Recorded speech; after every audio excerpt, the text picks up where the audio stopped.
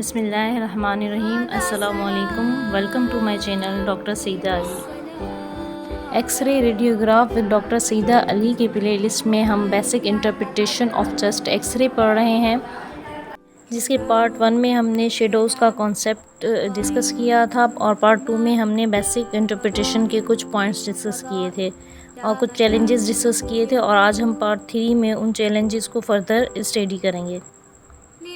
Interpretation challenges में हमने magnification को डिस्कस किया था कि किस तरह डिस्टेंस इंक्रीज़ और डिक्रीज़ करने से हमारी मैग्नीफिकेशन में चेंज होता है। आज हम समेशन ऑफ ओपेसिटीज़ को डिस्कस करेंगे। समेशन कहते हैं दो चीज़ों का एक हो जाना। जब हम एक्सरे रेडिएशन को बॉडी से पास करते हैं और बॉडी में अगर दो स्ट्रक्चर सामने सामने हैं तो उन या कोई एबनॉर्मलिटी आ रही है किसी नॉर्मल स्ट्रक्चर के सामने, तो जब वो एक्सरे बॉडी से पास होता है तो उन दोनों स्ट्रक्चर्स के ओपेसिटीज़ का हमें जो है वो सम बताता है। एक्सरे फिल्म पे वो दोनों ओपेसिफिकेशंस जो हैं उनका सम हमें नज़र आता है, उसको हम कहते हैं समेशन ऑफ ओपेसिफिकेशंस। यानी कि एक स्ट्रक्चर है और उसके सामने दूसरा स्ट्रक्चर हमें नज़र आ रहा है। एक इमेज मैंने मिसाल के तौर पर इस्तेमाल किया है जिसमें दो एक जैसी ओपेसिटीज़ के स्ट्रक्चर्स को सुपर इम्पोज करके समेशन ऑफ ओपेसिटीज़ क्रिएट करके दिखाया गया है कि किस तरह दो स्ट्रक्चर्स अगर सुपर इम्पोज होते हैं तो वो फिल्म पे हमें किस तरह का शेडो देते हैं। तो इसमें हमें समझना ये है कि दो सेम ओपेसिटीज़ के स्ट्रक्चर अगर के सुपर इम्पोज होते हैं तो हमें कौन से चैलेंजेस को माइंड में रखकर इंटरप्रिटेट करना है। और इमेज हम अपने कॉन्सेप्ट क्लियर करने के लिए डिस्कस करते हैं। इस इमेज में आपने दो चीज़ें देखनी है। एक तो आपने ये देखना है कि एक्सरे सोर्स, ऑब्जेक्ट और इमेज की डिस्टेंस चेंज करने से मैग्नीफिकेशन यानी कि साइज़ ऑफ शेडो पर क्या फ़र्क पड़ रहा है। और दूसरा जो आपने देखना है वो ये है कि दो डिफरेंट ओपेसिटीज़ के समेशन पर किस तरह का शेडो क्रिएट हो रहा है। अगर वाटर होगा तो ल्यूसेंट क्रिएट हो रहा है, और अगर कंट्रास्ट है तो फिर वो उसी तरह का शेडो दे रहा है, और अगर कोई ओपेसिटी है तो वो फिर उसी तरह का शेडो दे रही है। लेकिन समेशन के बाद में इस टेक्सचर के अंदर आपको स्ट्रक्चर नज़र आ रहा है और डिफरेंट शेडो के साथ नज़र आ रहा है। तो इन चीज़ों पे आपने जो है ज़्यादा गौर करना है। तीसरा चैलेंज जो हम इंटरप्रिटेट करते हुए फेस करते हैं वो होता है सिलहटिंग इफेक्ट। यानी जब दो स्ट्रक्चर सेम ओपेसिटीज़ के एक दूसरे के कांटेक्ट में आते हैं तो हम ये बताने से कासिर हो जाते हैं कि पहला स्ट्रक्चर कहाँ पर एंड हो रहा है, उसका मार्जिन कौन सा है, और दूसरा स्ट्रक्चर कहाँ से शुरू हो रहा है। यानी कि वो इस तरह सुपर इम्पोज हो जाते हैं कि आप एक को दूसरे से डिफ्रेंशिएट नहीं कर पा रहे होते।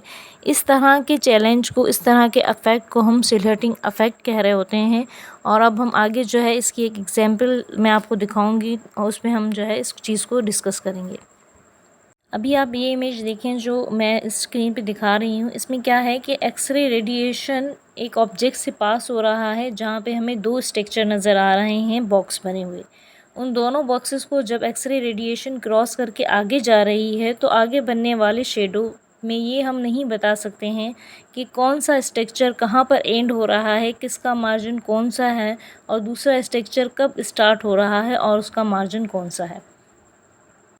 इस इमेज में आप देखें कि किस तरह कार्डिक जो मार्जिन है, कार्डिक बॉर्डर जो है, उसको किस तरह एक ओपेसिटी ने जो है सिलहट कर दिया है। यानी कि आप डिफ्रेंशिएट नहीं कर पा रहे हैं कि कार्डिक बॉर्डर जो है वो कहाँ पर एंड हो रहा है और जो स्ट्रक्चर है, एबनॉर्मलिटी है, जो डिज़ीज़ है वो कहाँ से स्टार्ट हो रही है। इस तरह के इफ़ेक्ट को, जिसमें आप एक स्ट्रक्चर को दूसरे से डिफ्रेंशिएट ना कर सकें, उसको सिलहटिंग इफ़ेक्ट कहते हैं। और ये इंटरप्रिटेट करते हुए आपको एक चैलेंज का सामना होता है कि आप नहीं बता पाते हैं कि कौन से स्ट्रक्चर का मार्जिन अब ख़त्म हो गया है और कौन सा अब स्टार्ट हो रहा है। अब हम अपने मेन टॉपिक की तरफ आते हैं, यानी कि basic interpretation of chest x-ray. Interpretation के लिए सबसे पहले आपने जो प्रैक्टिस करनी है वो आपने ऑर्डर ऑफ ऑपरेशन पर करनी है। यानी कि आपने किस तरतीब से एक्सरे रेडियोग्राफ के स्ट्रक्चर्स को देखेंगे, उन पे गौर करेंगे, उन्हें डिफ़ाइन करेंगे, ये आपने चेकलिस्ट बनानी है, ये आपने ख़ुद सेलेक्ट करना है और इसकी आपने ख़ुद प्रैक्टिस करनी है। ऑर्डर ऑफ ऑपरेशन के हमारे पास 2 से 3 तरीके हैं। सबसे पहला तरीका ये है कि आपने सबसे पहले इनर मोस्ट स्ट्रक्चर को इंटरप्रिटेट करना है, फिर step by step, structure bye structure आपने आउटर मोस्ट स्ट्रक्चर की तरफ इंटरप्रिटेट करते हुए जाना है। दूसरा तरीका आपके पास ऑर्डर ऑफ इंटरप्रिटेशन का ये है कि सबसे पहले आपने आउटर मोस्ट स्ट्रक्चर को इंटरप्रिटेट करना है, फिर step by step, structure bye structure आपने इनर मोस्ट की तरफ आना है और उसको इंटरप्रिटेट करके डिफ़ाइन करना है। तीसरा ऑर्डर ऑफ ऑपरेशन हमारे पास ये है कि हम ABCDEFGHI वाले पैटर्न पे चलें, यानी कि ए से एयरवे। सबसे पहले आपने एयरवे देखना है, ट्रेकिया देखना है, ब्रोंकाई देखने हैं और कैरिनिया वगैरह देखना है। बी से आपने बोन और ब्रेस्ट आइडेंटिफाई करने हैं, उनके स्ट्रक्चर्स की नॉर्मल पोजीशन वगैरह और नॉर्मल उनकी लुसेंसी देखनी है। सी से आपने कार्डिक और मीडिया एक्सटर्नल स्ट्रक्चर्स को रूल आउट करना है। डी से आपने डायफ्राम का डोम देखना है, कोई टिंटिंग वगैरह तो नहीं है, कोई और स्ट्रक्चर एबनॉर्मलिटी तो नहीं है, कोई थिकनिंग वगैरह तो नहीं हो रही है। ई से आपने इफियन देखना है। इफियन आप कहाँ देखते हो? आप पिलुआ पे देखते हो, यानी कि आपने पिलुअर लेयर्स को देखना है, पिलुअर स्पेसिस को देखना है। एफ से हमारे पास जो चीज़ आती है फील्ड ऑफ लंग है, यानी कि लंग फील्ड्स को आपने रूल आउट करना है, उनमें जो स्ट्रक्चर्स हैं उनको रूल आउट करना है। जी से आपके पास गैस्ट्रिक बबल आ जाता है। एच से आपके पास हाइला रीजन्स आ जाते हैं और आई से आपके पास इंस्ट्रूमेंट आ जाते हैं, कोई फॉरेन बॉडी, कोई एनजी ट्यूब, कोई और स्ट्रक्चर, कोई पीस मेकर वगैरह। एक्सरे इंटरप्रिटेशन का जो हमारा सेकंड पॉइंट है मोस्ट इम्पोर्टेंट, वो ये है कि आपके पास जो रेडियोग्राफ है, आपके पास जो फिल्म है, आपको पता होना चाहिए कि ये किस चीज़ की फ़िल्म है। ये एक्सरे सर्वाइकल है, ये एक्सरे चेस्ट है, ये स्कल की है, ये किस चीज़ का रेडियोग्राफ है, ये किस चीज़ का एक्सरे है और ये किस प्रोजेक्शन से लिया गया है।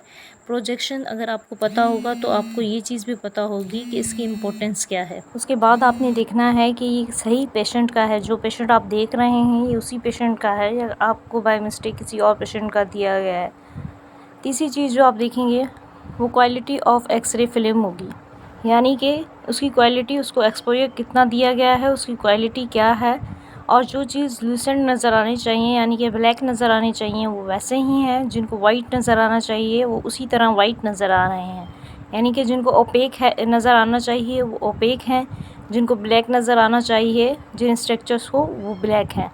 देन अपनी इंटरप्रिटेशन में आपने रेडियोलॉजिकल टेक्निक को जो है आइडेंटिफाई करना है, यानी जो फिल्म आप देख रहे हैं वो एपी प्रोजेक्शन से ली गई है या पीए प्रोजेक्शन से ली गई है। इस वक्त एक्सरे फिल्म ली गई है, उस वक्त पेशेंट की रोटेशन क्या है, जिस स्ट्रक्चर को जिस तरह सिमेट्रिकल नज़र आना चाहिए था उसी तरह सिमेट्रिकल है। पेशेंट की पोजीशन क्या है जब उसका एक्सपोजर लिया गया है, वो सुपाइन है, सिटिंग पोजीशन में है या इरेक्ट है। ये सब चीज़ें आपने आइडेंटिफाई करनी है जब आपके पास एक्सरे फिल्म लाई जाती है।